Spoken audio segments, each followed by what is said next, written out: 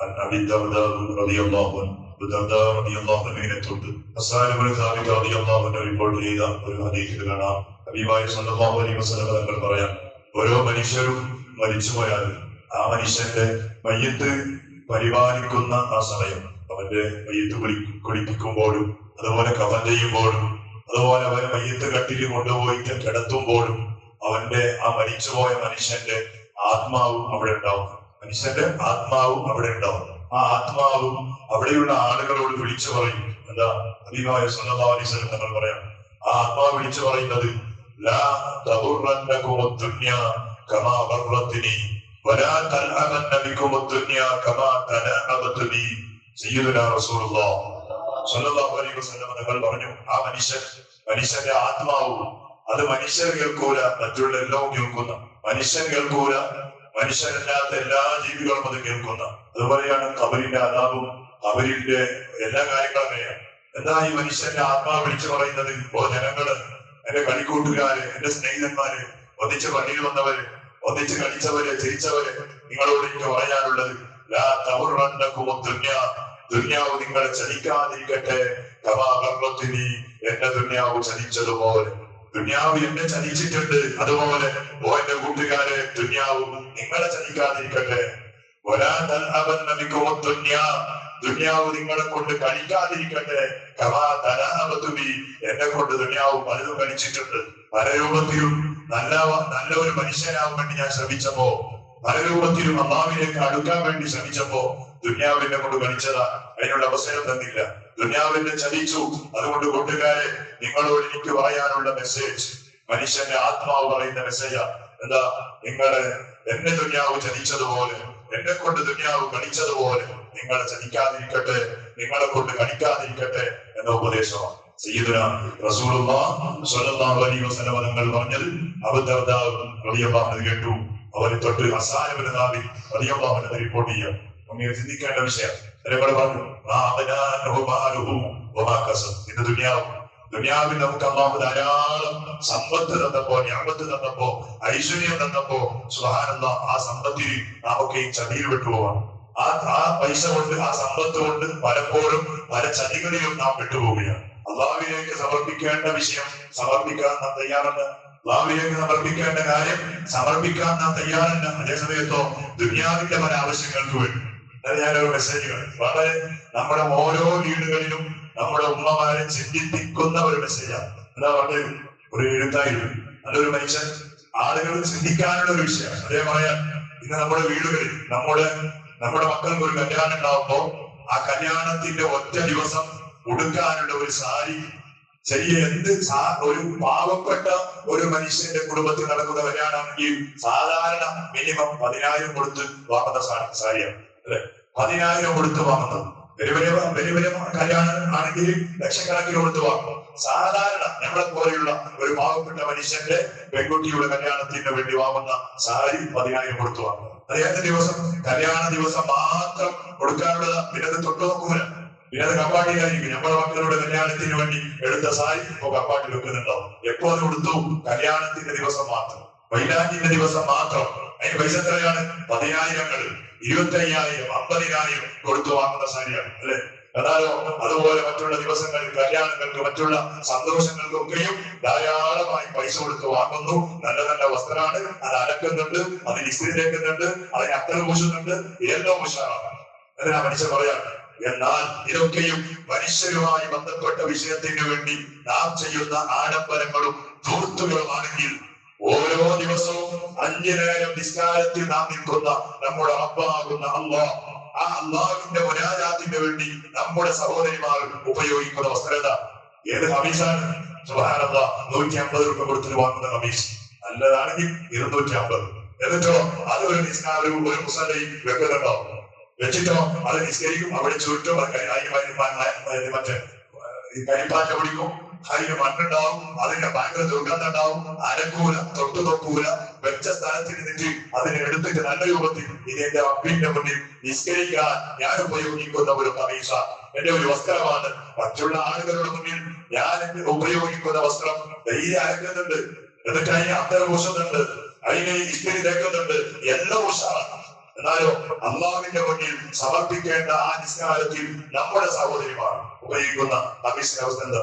മറ്റുള്ളവരെ കുറിച്ച് ചിന്തിക്കണം. നമ്മുടെ വീടിന്റെ അവസ്ഥ എത്ര കാലമായി ചുറ്റി വെച്ചിട്ട് ചുറ്റി ഇടയ്ക്ക് വയനാട് അടുത്തുമ്പോൾ ഞങ്ങൾക്ക് തന്നെ അതിന്റെ വാസന ഒന്നും നല്ല രൂപത്തിൽ തുറന്നു വെക്കൂല. തുറന്നിട്ടൊന്നും നിസ്കാരം കഴിച്ചു വെക്കൂല. ഒരു കരിപ്പാല് പിടിച്ചിട്ടുണ്ടാവും. കൊല്ലത്തിലായ നിസ്കാര 150 കൊടുത്ത അപേക്ഷ കാലങ്ങളോട് 50,000 കൊടുത്ത തുല്യോ 50,000 കൊടുത്ത സാരിയോ ഒറ്റ ദിവസം ചിന്തിക്കാനുള്ള പ്രശ്നമല്ലേ? ഇവിടെ പൈസ എന്തിനുള്ളതാണ്?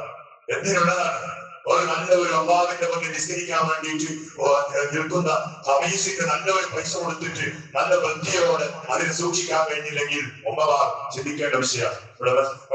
നമ്മുടെ മെസ്സേജുകൾ പലർക്കും എത്തുന്നതുകൊണ്ട് പറയാം, ചിന്തിക്കേണ്ട വിഷയമാണ്. നമ്മൾ ചിന്തിക്കാറില്ല. ചിലപ്പോ ഒരു ഭാഗത്തിൽ തൊട്ട് നടന്നു കഴിഞ്ഞാൽ പിന്നെ മിച്ചത്തെ ഭാഗത്തിനായി ഇവിടെ ഉമ്മമാരുടെ കമീസ് എത്രയായി ഭയക്കാവുമ്പോ ഒരു ഭാഗത്തിന് പുതിയത് മാറ്റാം. അതൊന്നും ഇല്ല. പെരുന്നാളിന് ധാരാളമാണ്. പെരുന്നാളിന് രാവിലെ കുളിച്ചിട്ടിടാൻ പേര്, പിന്നെ ചായ കുടിച്ചിടാൻ പേര്, പിന്നെ അത് കഴിഞ്ഞിട്ട് എല്ലാം ഉച്ച കഴിഞ്ഞിട്ട് പിന്നെ അങ്ങോട്ടും ഇങ്ങോട്ടും അയൽവാസിയോട് വിരുന്ന് കെട്ടാൻ വേണ്ടി പോകുമ്പോ അപ്പോൾ 4-5 ഡസനോ അള്ളാഹിനെ നിൽക്കാൻ വേണ്ടിയിട്ട് അതാ പറഞ്ഞ് നിന്റെ സമ്പത്ത് ഉണ്ടാക്കിയത് കാര്യമാണ്. അള്ളാഹിന്റെ അടുത്ത് എന്തെങ്കിലും വേണ്ടേ? അവസാനം മരിക്കുമ്പോൾ നമ്മുടെ അമ്മ വിളിച്ചു പറയും, ദുനിയാവ് നിങ്ങളെ ചതിക്കാതിരിക്കട്ടെ. കമാമത്തിന് എന്നെ ചതിച്ചുപോയി ദുനിയാവ് എന്നെ കൊണ്ട് കളിച്ചുപോയി. അള്ളാഹുവിലേക്ക് സമർപ്പിക്കേണ്ടതും അള്ളാഹുവിലേക്ക് കൊടുക്കേണ്ടതും കൊടുക്കാൻ എനിക്ക് സമയം കിട്ടിയില്ല. ഞാൻ ഒരു എൻഗേജ്മെന്റ് പരിപാടി പോയി. ഇവിടെ കൂട്ടുകാരൻ്റെതാണ്. കണ്ടിട്ട് അത്ഭുതപ്പെട്ടു പോയി. എന്താ കല്യാണത്തിൽ ആ വീട്ടിലുള്ള സഹോദരി ദുനിയാവിൽ ഹയാത്ത് കാലത്ത് ചോക്ലേറ്റ് കാണാത്ത പോലെ ഉള്ള അവസ്ഥയാണ്. പറയാറിന്റെ ബാക്കിൽ കുറെ യുവതികൾ അല്ല ഉൾക്കൊന്ന് ധരിക്കാതെ ഇതിട്ട യുവതികൾ ഇങ്ങനെ വൈദ്യുതി കെട്ടിൽ വിളിച്ച പോലെ പെണ്ണുങ്ങൾക്ക് വൈദ്യുതി കെട്ടിൽ കൊണ്ടാക്കില്ല. വൈദ്യുതി കെട്ടിൽ തന്നെയാണ് ചോക്ലേറ്റ് കൊണ്ടുവന്ന വൈദ്യുതി ചോക്ലേറ്റ് പിന്നെ വേറെ കേക്ക് കൊണ്ടുവന്ന അതിന്റെ ബാക്കിൽ എന്ന് പറഞ്ഞാൽ നമ്മുടെ സമുദായത്തിന്റെ അവസ്ഥാണെങ്കിൽ പറഞ്ഞില്ലേ അബൂലാൻ ബന്ധ മാത്രമല്ല ക്രിയാമത്ത് നാൾ വരെ അബൂലാന്മാരുണ്ടാവും. എന്താ അന്തപൂരാനും അഭിമായ തങ്ങളുടെ ദാവത്തിനെ എതിർത്തു, തൗഹീദിനെ എതിർത്തു, അത് നശിപ്പിക്കാൻ വേണ്ടി ശ്രമിച്ചു. അതുപോലെയുള്ള പ്രവർത്തനങ്ങൾ ഇന്നും ഞങ്ങൾ ചെയ്യുന്നത്. റസൂലുള്ളാഹിന്റെ തൗഹീദാണോ അത്? റസൂലുള്ള പഠിച്ച ദാവത്താണോ അത്? റസൂലുള്ളാഹി ഞങ്ങൾ പഠിപ്പിച്ച നുബുവത്താണോ അത്? അതിലൊക്കെയും കാറ്റിൽ വർദ്ധിന് പുതിയൊരു നീരാണ്. അത് കണ്ടിട്ട് പാവങ്ങൾ കഷ്ടപ്പെടാണ്. എന്നെ കഷ്ടപ്പെടുന്നത് കയ്യിൽ പൈസയില്ല. നാളെ എപ്പോൾ നമ്മളെ മക്കൾ കല്യാണം കഴിക്കുമ്പോ മക്കൾ പറയും നമ്മളെ കല്യാണം ഇതുപോലെ തീരണം. കടങ്ങൾ ഉണ്ടാക്കിയിട്ട് ലോൺ വാങ്ങിയിട്ട് കല്യാണം കഴിയുമ്പോ പിന്നെ സ്വന്തം വീടില്ല, സ്വന്തം പൊരയില്ല, സ്വന്തം വാഹനമില്ല, എല്ലാം നഷ്ടപ്പെട്ട് തെരുവിലാണ്. ആ നാട്ടുകാരെ സന്തോഷിപ്പിക്കാൻ വേണ്ടിയിട്ട് എന്ത് ചെയ്തു? അള്ളാഹിനെ വെറുപ്പിച്ചു, അള്ള പാഠം പഠിപ്പിച്ചു. അള്ള നമ്മൾ ചതിക്കും. അള്ളാഹിനെ ഞങ്ങൾ വെറുപ്പിച്ചാൽ അള്ളാഹ് ഞങ്ങളെ പാഠം പഠിപ്പിക്കുമോ? അതാണ് പറഞ്ഞത്. എല്ലാത്തിനും അവരുടെ പൈസ അള്ളാഹ് കൊടുക്കുന്ന വിഷയത്തിൽ പൈസ നിസ്കരിക്കാനുള്ള പൈസ നോക്കിയാൽ പോയിട്ട് അതിന്റെ വാലിഡിറ്റി എത്രയാണ്? അത് കീഴിൽ പോകുന്നത് വരെ അതിന്റെ വാലിഡിറ്റി മാറ്റൂല. അത് കരിപ്പാറ്റ എന്ത് വിളിച്ചാൽ മാറ്റില്ല. ഉമ്മക്കോ തന്നെ മോക്കോ തന്നെ മരുമോക്കോ തന്നെ വെച്ച് നിസ്കരിക്കാൻ എല്ലാവരും ഒറ്റ ദിവസമല്ല. അതിന് മാറ്റമില്ല. അതിനോട് അത്ര കൊത്തുവോ? എന്താർത്ഥം? ആ പോകല സ്വയം പോകല് നിസ്കരിക്കാൻ അള്ളാഹിനെ മുമ്പിൽ അർത്ഥം. അള്ളാഹിനെ ദുർഗന്ധ അള്ളാഹിന്റെ മുമ്പിൽ ചൊരിഞ്ഞതും പഴയതും കീറിയതും കരിപ്പാഞ്ഞ പിടിച്ചതും ഇത് അള്ളാഹ്. ആളുകൾക്ക് ധാരാളം. അവർക്ക് കണ്ണം കാണണം, അവർക്ക് മണക്കണം, അവർക്ക് പൈസ കൊടുത്ത് വാങ്ങണം. ഇതാണ് മോഹിനികളെ അള്ള പറഞ്ഞു, നിന്റെ സമ്പത്ത് കൊണ്ട് ഒരു നേട്ടവും നിനക്ക് കിട്ടൂല. നിന്റെ അധ്വാനം അള്ളാഹിന്റെ അടുത്ത് പോകുമ്പോ നിനക്ക് ഫലിക്കൂല. ചിന്തിക്കണം. മയ്യത്തെ വിളിച്ചു പറയും, ആത്മാവ് വിളിച്ചു പറയും, എന്നെ ചലിച്ചതുപോലെ, എന്നെ വഞ്ചിച്ചതുപോലെ ദുനിയാവ് നിങ്ങളെ ചലിക്കാതിരിക്കട്ടെ. എന്നെ കൊണ്ട് ദുനിയാവ് കളിച്ചതുപോലെ നിങ്ങളെ കൊണ്ട് വന്ന് കളിക്കാതിരിക്കട്ടെ. പാഠം പഠിക്കുകയും ചിന്തിക്കുകയും എന്ന ഒരു മെസ്സേജാണ് നമുക്ക് ഈ ആയത്ത് പറയുന്നത്. പടച്ചറപ്പ് നമുക്ക് ഈമാൻ നൽകട്ടെ, ചിന്തിക്കാനുള്ള ബുദ്ധി നൽകട്ടെ. അല്ലാഹുവിന്റെ ഹബീബ് റസൂലുള്ളാഹി സ്വല്ലല്ലാഹു അലൈഹി വസല്ലം നമ്മളെ സ്നേഹിക്കാനുള്ള നല്ല ഖൽബ് അല്ലാഹു നമുക്ക് ഓരോരുത്തർക്കും, നമ്മുടെ ശബ്ദം കേൾക്കുന്നവർ, ഞങ്ങളുമായി ബന്ധപ്പെടുന്നവർ, ദുആ വസിയത്ത് ചെയ്ത എല്ലാ മുഅ്മിനാത്തുകൾക്കും പടച്ചറപ്പെ നീ നൽകണേ അല്ലാഹ്.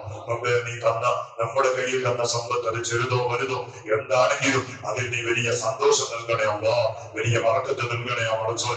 എത്രയോ ആളുകളുണ്ട്, കോടിക്കണക്കിന് പൈസ അവരുടെ കയ്യിലുണ്ട്. അള്ളാഹുവിന്റെ വിധി ചെറിയ ഒരു പച്ച വെള്ളം പോലും ഒരു സ്പൂണിലൂടെ അവരുടെ തൊള്ളയിലേക്ക് ഒഴിച്ചു കൊടുക്കരുത് എന്ന് വിധിച്ചപ്പോ യാ അല്ലാഹ് തൊണ്ടയിൽ ക്യാൻസറായി, നാവിൽ ക്യാൻസറായി, വയറ്റിൽ ക്യാൻസറായി അവർ പ്രയാസപ്പെടുകയാണ്. അതുപോലെ ഉണ്ട് ഞങ്ങൾ നീ പരീക്ഷിക്കല്ലേ അല്ലാഹ്, നീ പരീക്ഷിക്കല്ലേ ഉണ്ട് അല്ലാഹ്. നീ തന്ന നിഅമത്തുകൊണ്ട് ആസ്വദിക്കാനും സന്തോഷിക്കാനും നീ പൊരുത്തപ്പെടുന്ന വഴിയും അത് ചെലവഴിക്കാനും ഞങ്ങൾക്ക് നീ തൗഫീഖ് നൽകണേ അല്ലാഹ്. റബ്ബേ നമ്മുടെ സമുദായത്തിന് നീ ബോധം നൽകണേ അല്ലാഹ്. അല്ലാഹുവേ ഇസ്ലാമിനെ ഇസ്ലാമായി കാണാൻ ഹബീബായ സ്വല്ലല്ലാഹു അലൈഹി വസല്ലം തങ്ങൾ ഇന്നും എന്റെ ഒരു വസൂലാണ്, എന്റെ കരളാണ്, എന്റെ കഷ്ണമാണെന്ന് റബ്ബേ ചിന്തിച്ച് ഹബീബിനെ സ്നേഹിച്ച് ഹബീബിന്റെ സുന്നത്തുകൾ മാത്രം മുറുകെ പിടിച്ച് ജീവിക്കാനുള്ള ഒരു ബോധം നമുക്ക് നമ്മുടെ സമുദായത്തിനും നാടിനും നീ നൽകണേ ഉണ്ട്, നീ നൽകണേ അല്ലോ.